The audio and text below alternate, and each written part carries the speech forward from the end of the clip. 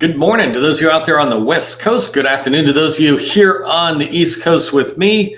I'm excited to get started on another training. Today we're going to be talking about the 7 steps for success in the federal market. Let me just turn off some of my scrolling bars here. Done my little chat. Before we get started, I like just giving a quick tip of the day, and I'm going to talk about it more in a second. But one of my favorite things to do is when I'm looking at activities and I'm struggling a little bit is to reverse engineer something. And so if I'm trying to figure out maybe how to get into an agency, I begin to reverse engineering, meaning I imagine I just had the meeting. Well, how did I get in there? Who did I talk to? What are the different folks I can engage that might be able to make an introduction for me, et cetera. And so sometimes when we try to push straight towards an angle, we don't see it, or we're not able to see the steps that can get us there, or we're not seeing where we're struggling. But if we go from the opposite direction, we reverse engineer, then we're able to get that. So I just want to introduce you to that idea. Some of you already do this naturally, but if you haven't heard of this before, think about it. It's called reverse engineering, right? It's been around forever and ever and ever. I'm going to talk a little bit about it today as I get started doing today's training, but I'd like to give a quick little tip for those of you showing up early and on time. Today, we're going to be covering down on the 7 steps to federal market success. And so this is going to be going over my 7-step process. But one of my favorite books out there, my all-time favorite business book, is a book by Stephen Covey. And let me just turn my screen off for 1 second. This book, The 7 Habits of Highly Effective People, by Stephen Covey down here, right? It's one of the best books out there. 7 habits, when you begin to learn them, you really begin to track on them and master your ability to deal with the day-to-day job. His habit number 2 is begin with the end in mind. And this is the idea of looking to where you want to go and start backtracking it from that point. Instead of kind of figuring it out as you're going along each step, instead, look at the very end point, the destination, your goal, and back it up. So if you think about your calendar year 2024, right? You set a revenue goal for next year and you begin to back it up. And you begin to say, well, how many sales do I need to make? How many people do I need to meet? How much money do I need to make? How many people do I need to hire? All these kind of things begin to back up when you have the end in mind, when you begin with the end in mind. Another way of looking at it from a reverse engineering standpoint, right? And so you can think about it as a trip. I'm out here in the DC area, a little bit outside. And if I want to go to California, to San Francisco, and I'm going to drive across the country, then I need to look at that entire process, right? So like Stephen Covey says, I can begin with the end in mind. I've got California as a destination, but I also want to sit there and know all the steps in between. And this is the process to get to California. That's what we're going to be talking about, right? A success is a process, no different than making a fancy dinner, right? So if you're just having a microwave meal, the process is really simple. Pull it out of the refrigerator or freezer and throw it in the microwave. But if you're creating a fancy dinner and you got friends coming over, right? You might have to really think about what you want to cook. You might have 3 or 4 course meal where you're going to sit there and have something special for each one. You've got to get the ingredients. You've got to cook it. You've got to cook it in the right time. That's all process, right? And in business, we want to be thinking that same way. What's the process for my success? Am I just winging it every day? Am I just coming into the office and winging it? Or am I really beginning with the end in mind with our goal and then having a process that will get me to that goal? One way of measuring that and seeing how you're doing is to reverse engineer, like I said at the beginning. So today I'm going to dive into 3 main things. I want to just introduce you to the process, right? The 7-step process. And then in that process, I break it into these 2 phases. And these are really important phases because they're distinct. One is basically getting you started, and the other is keeping you going. And then the third thing I want to roll into is I want to dive into each one of the 7 steps in the 7-step process and explain some of the activity around it. And when we get to there, I'm not going to share slides. I just want to talk to you about the activity I do. This is really important for me to talk to you about because I have a lot of people who come in and struggle. They've been in, right, doing several million, but you don't have a process. And when you don't have a process, you'll struggle to figure out, how do I sit there and begin to have the success I want? Or how do I achieve the goal I'm trying to achieve just today? Forget about the 2024 goal. If you don't know who I am, my name is Neil McDonnell. I'm the president of the GovCon Chamber of Commerce, and I want to welcome you to my federal sales training, where I provide tips for success in the federal market. I spent 20 years in the federal market as a small business owner, and since 2018, I've been teaching people like you that government contracting is not a secret, it's just a process. When we follow a process A to Z, we're going to have repeatable, predictable results. And that's what I want for you. It's why I keep trying to teach you skill sets from different angles so you can gain the knowledge, develop the skills, and really begin to get good at the skills necessary to succeed in the federal market. When you do, and you have those process steps down, you're really going to have that repeatable, predictable success that you want as you move forward growing your business. If you haven't already, do me a favor, put your name into the chat, just engage in there. Part of the process is engaging with the network. I do the training, and we bring together a lot of people into the training chat area, and that's your community. So engage with folks. If you're open to connections, put in there, I'm open to connections. Hopefully anybody who comes into this training is open to connections, and put 2 or 3 keywords in that tell us who you are. What do you sell, right? So here's a company name and 2 or 3 words that are our core competency, what we sell. When you do that, you make it easier for buyers to remember who you are. If you don't know this, or if you haven't finished signing up yet, make sure you go sign up for our networking event next Tuesday. It's a Zoom-based networking event, so it's not here on LinkedIn. It's actually going to be on Zoom so that we can meet face-to-face virtually. I'm really excited about it because I've been doing, for 5 years I've been doing this, but for the last 2 years I've been doing 350 of these trainings, and I don't get a chance to see your face. And so this ability to meet you and tie that together with your core competency is something exciting for me and my team. So we hope you come join us. You can go to govconchamber.com/networking and sign up there. Okay, so let's dive into the training.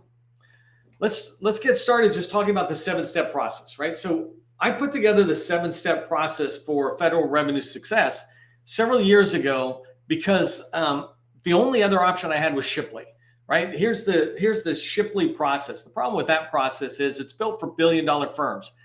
It was built by big organizations for big organizations, right?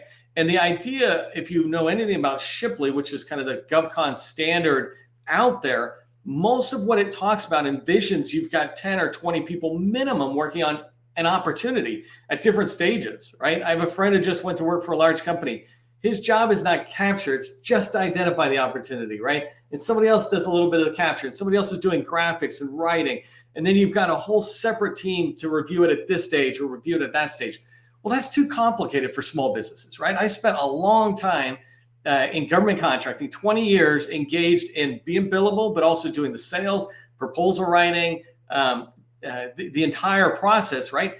And it's the same thing for most of us small businesses. Even if you're a $10, $20 million firm, you still got leadership engaged in there, maybe participating to the technical side, certainly looking at every opportunity and gating it through, compared to have a staff who just does that, and then writing. So we small businesses, and in this particular case, I'm saying under 20 million. And then today I'm particularly trying to drive to companies that are right around 5 million. If you really begin to put a process in place, you'll start growing based on your experience. But we want a process that is really straightforward. It's easy for us to understand, and it's quick for us to execute on. And that's what this 7-step process was for. It's really just literally designed to say, what is the sales life cycle in the federal market? And so I'll talk about it, and I talk about business development, capture, and proposal writing in many different angles. So today I'm going to talk about these 7 steps, right? So the process begins with research. When you start at research, you're trying to understand an agency. I always say that business development is understanding an agency, building relationships, and identifying opportunities. Well, all that kind of begins with research, right? And I'll talk about later in the training how to do that. But as you start researching and understanding an agency and picking an agency, you're able to start going into the second phase, which is targeting.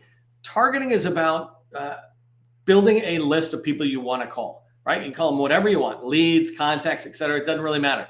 You're basically building a spreadsheet or some other way of tracking them where you just have a whole bunch of people that you can call.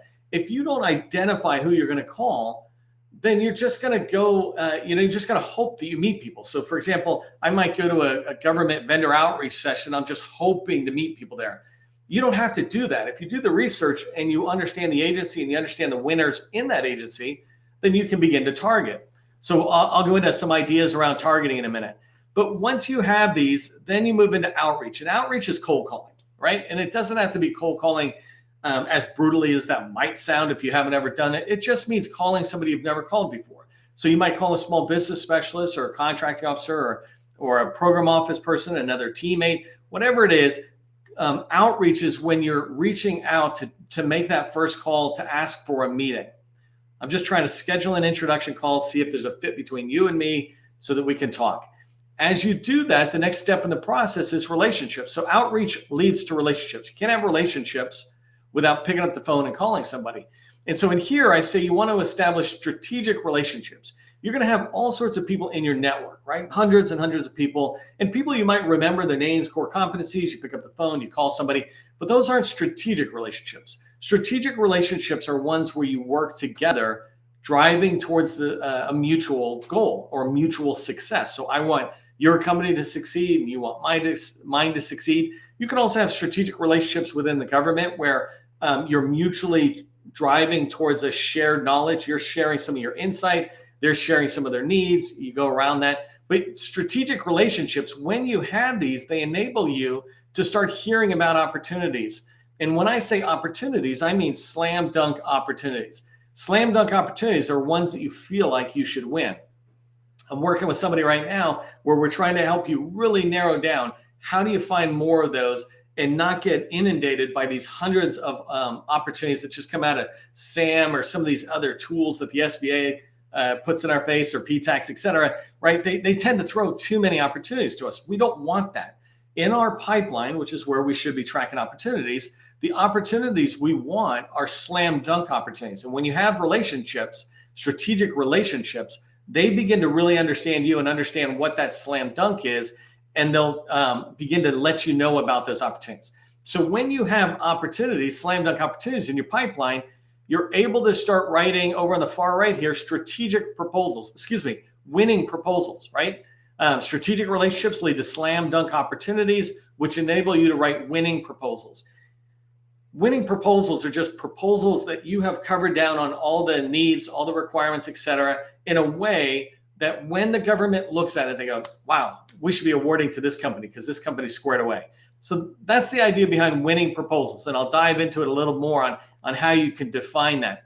But when you start doing that, the seventh process is sales, right? And you see it has an arrow on it and it's part of that circle. It's because as you get sales, it continues the process. It doesn't just stop there. So if you think about, there's something called new sales and something called organic sales.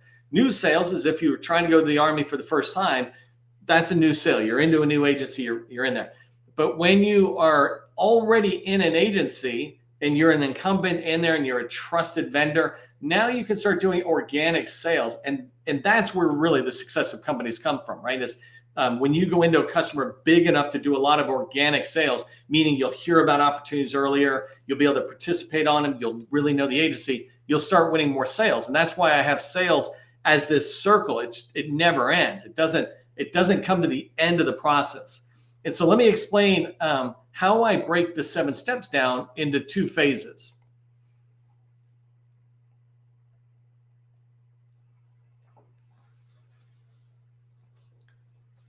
By the way, if I give you a side tip, one of my tips for people in sales is never drink coffee when you go to a sales meeting, an intro meeting, et cetera. There's multiple reasons, right? One of the biggest reasons is that anything could go wrong and you could lose the sales time.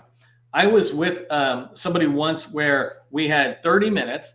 The person came in 5 minutes late and they were chit-chatting and said, hey, did you get a cup of coffee? Yeah. So they got coffee. And when somebody sat down, 5 minutes of talking was happening with the customer. And one of the salespeople at the table had picked up the coffee, drank it, and put it back down. But part of it was on their notepad and it spilled. Oh, and the customer's like, oh, no worries, let's fix this, right? And they're getting paper towels, and 5 minutes later, it's cleaned up. They talk for 5 minutes more, and then somebody comes in and says, hey, boss, I'm sorry, I got to interrupt you. We got an emergency, you got to come over here. I'm sorry, fellas, we're going to have to reschedule, kind of thing, right? And when you go to sales meetings, don't introduce coffee that way. The reason I was remembering this is another thing you should never do is have Starbucks right before you do a live training because your heart rate goes up. I just had a Starbucks coffee, and I just feel that adrenaline in it, but it reminds me of when you have sales calls in person. It's not about drinking coffee. It's not about getting water or anything else. It's about sitting down and let's have that conversation. Okay, so let's talk about how I break the 7-step process up into 2-phased approach.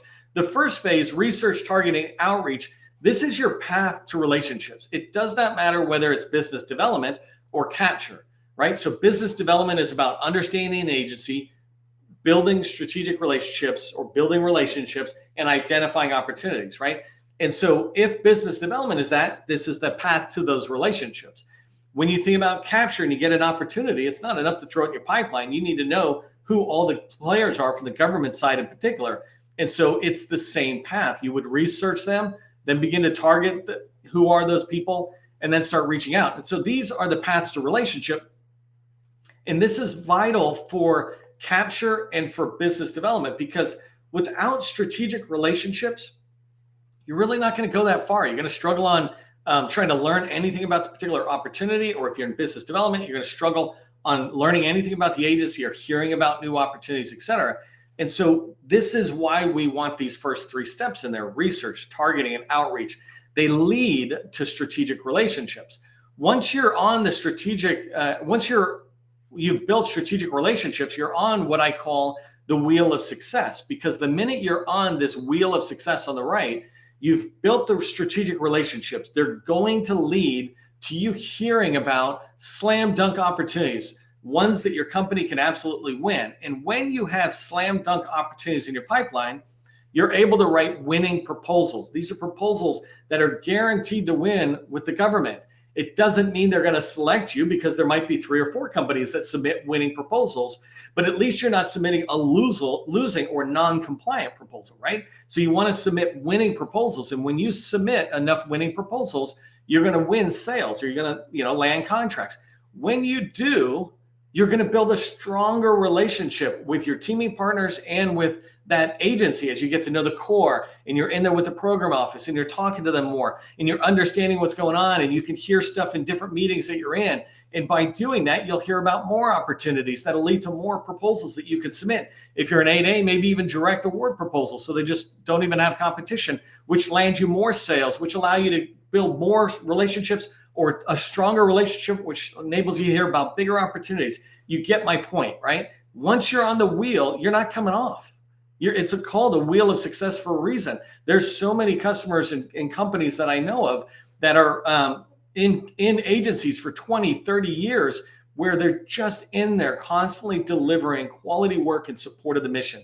When you do that, that customer is going to keep you as long as they can.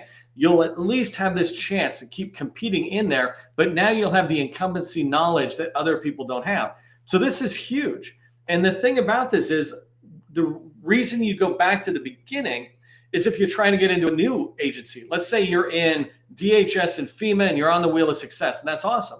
Well, now you want to go back and you want to go into TSA or Coast Guard, right, in DHS. Well, you start researching them. So now you have to research and understand the Coast Guard a little better, targeting and outreach. But now your outreach is easier because you're supporting FEMA, another Homeland Security agency. So when you do outreach and you're trying to build those relationships, you're saying, hey, we're already doing great work at FEMA. We'd love to talk to you about doing supporting the Coast Guard, right? And as you develop those strategic relationships, you're now in the Coast Guard on a wheel of success. This is the process, right? It doesn't have to be complicated. And it really is designed to be easy for you to follow. So again, if I just walk through it, when you think about the path to relationship, right? The path to relationship is understanding an agency or a teaming partner. So you want to do the same thing with Booz Allen. You research and you understand Booz Allen. Then you target, you create a list of people in that organization that you want to reach out to. Find their phone number and email along with the name, right? That's targeting. And then you start picking up the phone and you put your head down. Your path to relationship begins with those phone calls, or it ends with those phone calls that lead you to the relationships. And then once you're in there and you develop strategic relationships, you're on the wheel of success, and you're going to have that repeatable, predictable success that I want for you. Okay, so let's talk about research, targeting, outreach, relationships, opportunities, and proposals in a little bit more depth. I want to just go in and talk about how I do some of these. I want to give you a couple of tips, and I didn't write them down for the moment because I write a lot of stuff down. But here, I just want to talk for a second on each one of these 6 steps, because I've been doing this a long time. And when I come in, when I say research, first step, right, is research in the 7-step process. When I talk about research, it's understanding an agency's organizational structure. How are they organized? If I understand how they're organized, I begin to understand which offices I could support and which offices probably not. So now my energy is focused. Plus, as I talk to various people in part of my research, I'm able to say, well, I'm looking to get into FEMA, but into this particular part as an example, right? And so research allows me to understand that organization. Another major part of research is understanding their mission. And so their mission is strategic goals. What is their stated mission, right? And vision, but what are their strategic goals? What are their objectives? What are they trying to achieve in the fiscal year 2024, as an example, right? What does this agency even do? If you go into the Navy, there's subordinate commands. What do these commands do? If I'm trying to understand, if I'm trying to sell to them, then I need to understand them, right? And so research helps me understand them better, and people appreciate that. When you're knocking on doors and you're going to have conversations, if you understand their mission, if you understand their goals, their objectives, their challenges, then they're going to feel that you cared enough to do the research. So many people don't, right? But it also gives you a leg up on understanding some of the next steps you're going to do. The last thing on research that I really want you to pay attention to is spending, right? Is take the time to research the agency you're going after, research their FY 2024 budget, understand how they're spending previously. I'll look back at 2022 and 2023 to see their trends. If I'm a 8A firm or a woman-owned small business, I might look in and try to identify, well, which ones of the subordinate offices or contracting shops care more about setting aside contracts and which ones don't. If I'm looking for set aside contracts as I move into the next year, then I want to be working with parts of an agency that I want to go after that actually set aside contracts compared to these other ones, which tend to go full and open or total small, let's say, or something. Right. And so research allows me to have a solid understanding of an agency. I like to say you've done your research correctly when you know that agency better than almost anybody in that agency. And it's not that hard, because most people, when they're working in a job in FEMA, in the Navy, whatever, their head's down on their job. They're in the Navy and they're doing human resources or something. Well, how could they possibly know about the weapon systems and all these other things? They don't. But when you take the time to get to know an agency, you will know that agency better than most people in that agency. That's research done properly. And it doesn't have to be all done immediately. It's just continuously done. If you're targeting the Air Force or Navy or education, you want to be understanding them. So then targeting is the second step in the 7-step process. Targeting literally is putting together a spreadsheet of people's names, numbers, and emails, right? You can have their agency and their title in there, sure. But what I really want is their name, phone number, and email. If I have those, then I have a list of people I can start calling to get into an agency. And so targeting, the process is very straightforward and easy to define for me. It's 1 to 200 people in the agency or the large prime that you're trying to go after, or 1 to 200 people who are in small businesses that are in the agency you're trying to go after. Whatever it is, it needs to be 100 to 200 people. When you have that, you've done targeting. If you don't have a list right in front of you right now of 100 or 200 people that are in your target, whatever that is, an agency, another company, if you don't have that, then you're not giving yourself enough of a chance to succeed in building relationships downstream, because you don't have enough people to reach out to. Some people aren't going to get back to you. So make sure you have that list of people. The only time it's acceptable not to have 100 people in one company, as an example, is if they don't if it's a small business. Then you got like 1 or 2 people. That's fine. Just have 50 companies that are at your target agency so that you can pursue them. The next step when you have that targeting is outreach. So outreach is cold calling, and I've done a lot of training. Hopefully you've gone and watched this, but outreach has literally got one purpose, right? It's to make an introduction call to see if there's a fit. Is there a fit for us to continue talking? If there is, then we will have another meeting, and at some point that will turn into a strategic relationship, right? So outreach done correctly is taking that targeted list of 1 to 200 people and making phone calls, 25 people a day. You call them in the morning, you leave a voicemail, or you talk to them, and then you follow up in the afternoon. If you get them, or if you're leaving these messages, what you're asking for is a chance to set up a call, set up a meeting. When you do outreach, you don't want to pick up the phone and have a meeting right then and there. You want to schedule it out 1 to 2 weeks. When you schedule it out 1 to 2 weeks, it gives you time to prepare. It gives you time to help them prepare. Say you want to talk about an opportunity in an agency, it gives them time to look for that and understand it. Or if you want to talk about, director of IT and what's going on with these kind of initiatives, well, let them get a chance to get their head around it by going to your meeting, rather than them thinking about all the things they were thinking about when you called, and they only give you kind of a half answer, right? It's much better to schedule a meeting out. So in outreach, you're scheduling a call out, and then when you have it, you use a call plan, and I have a training for that. So write that down, call plan. Use a call plan, and a call plan will help you have successful meetings with these people. Successful means it moves the sale forward. In this case, a second meeting would be a really good successful outcome. Another one could be an NDA if it's with a teammate, right? There's things that you can define that make that meeting a success. What you don't want is to do this outreach and have great meetings where everybody loves each other, because that doesn't move the sale forward. It doesn't help the other person. It doesn't help you. Successful ones are meetings that have an objective that you achieve, right? And so you just make sure the objectives are realistic, not a sale. But if you have a realistic objective, you're moving the sale and the relationship forward. So outreach leads to strategic relationships.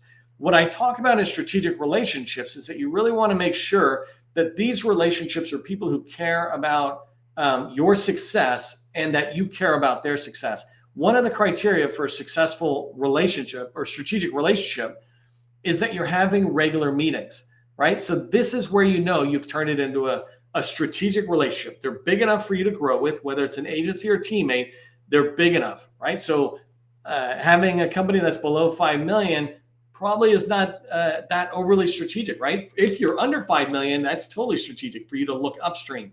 But really, you want to make sure there's enough opportunities that you can pursue together throughout a year to have a strategic relationship. If you're going into an agency, you want to make sure they have enough opportunities through the year that you can go after. And so that strategic relationship, one of the big measures of it is that you agree to have a regular meeting. If it's a teammate, every 2 weeks. And if it's a federal agency, they're scheduling a meeting out 2-4 weeks. They agree to sit there and share information with you about their agency and about their requirements, their needs, and they agree to give you feedback on what you share, right? If you share a white paper, you don't want to just give it to them for information. You want their feedback. How did it feel? How does it align to your needs, et cetera? When you do that, you're building that strategic relationship, and that strategic relationship leads to those slam dunk opportunities, right? And just kind of reminding you right here on the slam dunk opportunities.